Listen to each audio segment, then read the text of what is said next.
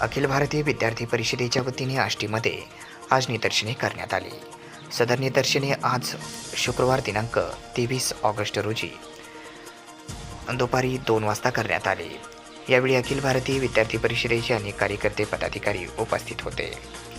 देशभरामध्ये ज्याप्रमाणे अत्याचाराच्या घटनेमध्ये वाढ होत आहे, या घटना कुठेतरी थांबायला पाहिजेत।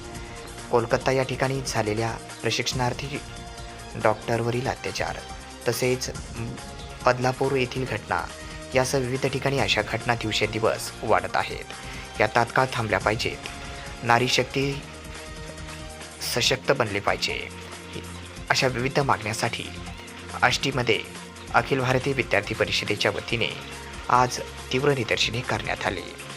यावेळी अनेक विद्यार्थ्यांची उपस्थिती होती।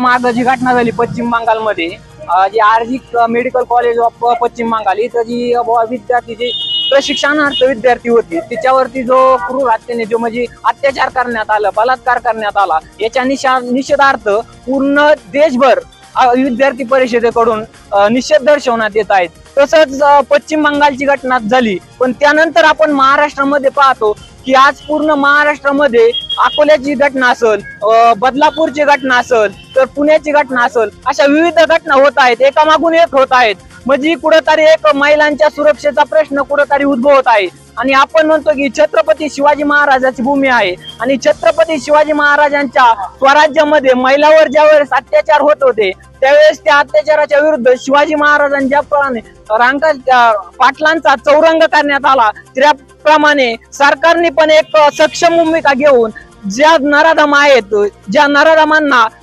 भर चौकात त्यांचा चौरंग करावा आणि फाशी द्यावा, अशी आमची अखिल भारतीय विद्यार्थी परिषदेची मागणी आहे। आणि आम्ही आज त्या घटनेचा जो पश्चिम बंगाल असेल, बदलापूर असेल, पुन्हा अकोला असेल, पुणे असेल, या सर्व घटनेचा आम्ही असा जाहीर निषेध करतो।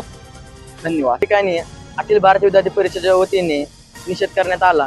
बदलापूर मधली घटना असेल किंवा पश्चिम बंगालमध्ये घडलेली घटना असेल, त्या घटनेमध्ये जे कोणी आरोपी असतील त्या आरोपींना ताबडतोब प्रशासनाने त्यांना फाशी द्यावा, असं आम्ही त्या ठिकाणी सांगतो।